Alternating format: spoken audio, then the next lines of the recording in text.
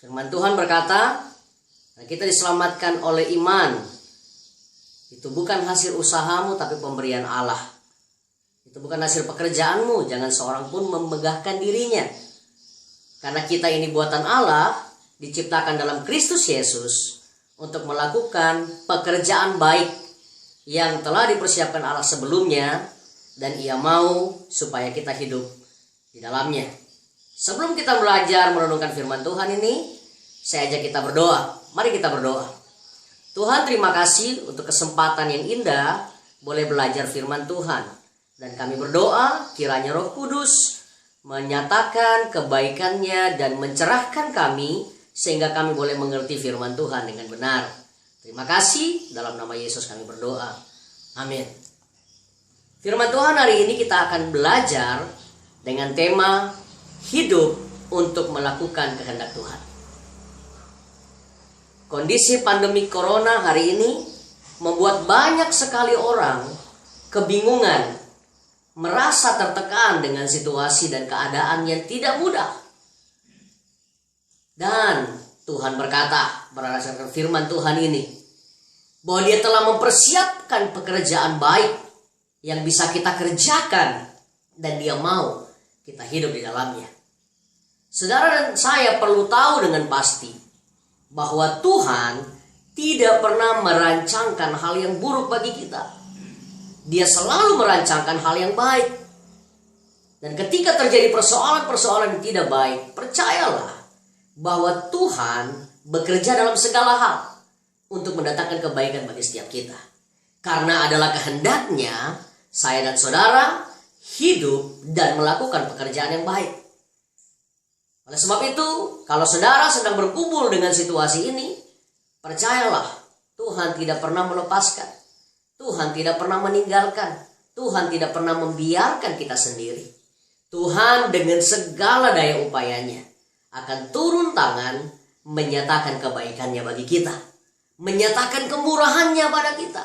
Menyatakan belas kasihannya, kasih karunia-Nya kepada kita. Bagaimana sehingga kita dapat hidup dalam kehendak Allah di masa-masa yang sulit ini? Kita lihat di ayatnya yang ke-8. Ayat 8 berkata, oleh karena kasih karunia kamu diselamatkan oleh iman. Untuk bisa mengerti kehendak Allah, hal pertama yang saya dan saudara harus punya adalah memiliki iman yang adalah pemberian Allah. Tanpa iman tidak mungkin kita bisa menyikapi semua hal ini. Tanpa iman tidak mungkin kita bisa meresponi semua hal yang terjadi dengan cara yang baik dan benar. Kita akan penuh dengan ketakutan kalau kita tidak hidup dalam iman. Kita akan penuh kekhawatiran kalau kita tidak hidup di dalam iman. Apa iman yang dimaksud di sini?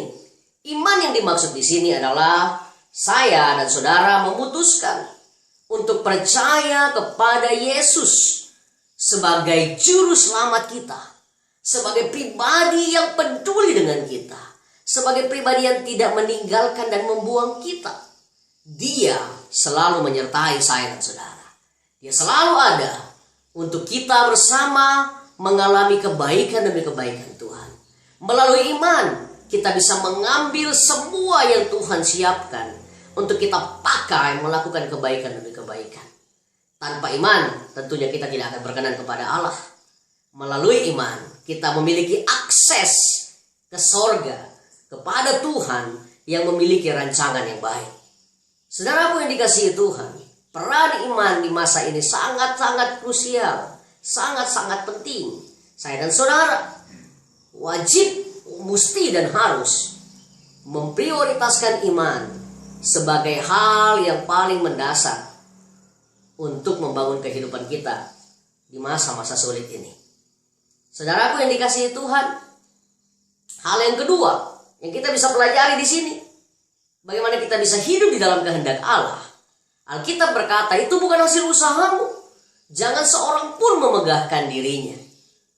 Hal kedua yang bisa kita lakukan dalam masa pandemik ini untuk meresponinya dengan benar dan melakukan kehendak Allah adalah dengan tidak melakukannya dengan kekuatan kita.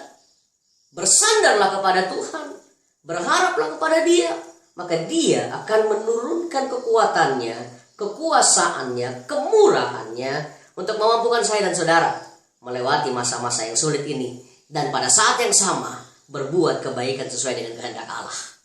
Saudara apa yang dikasihi Tuhan, saya mau mendorong saudara untuk saudara mulai membangun pola hidup dalam setiap hal mengandalkan Tuhan, dan tidak berbangga diri dengan apa yang kau punya, tetapi mengandalkan Tuhan dalam segala hal.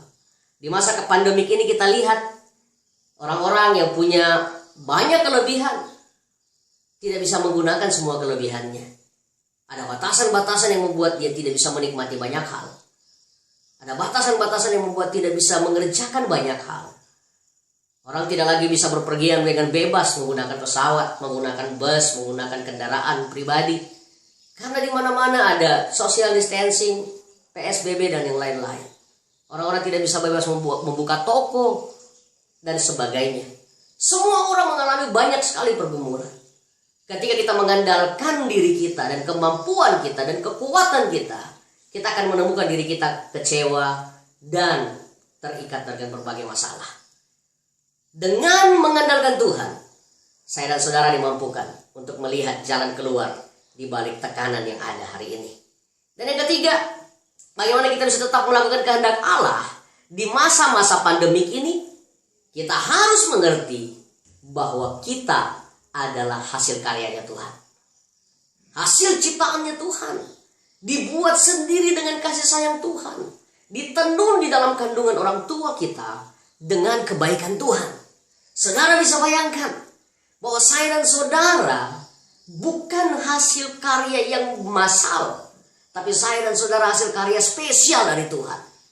Tuhan membentuk saya dan saudara dengan sedemikian rupa, mengizinkan kita lahir ke dunia ini sebagai bukti bahwa Dia sangat peduli dengan kita.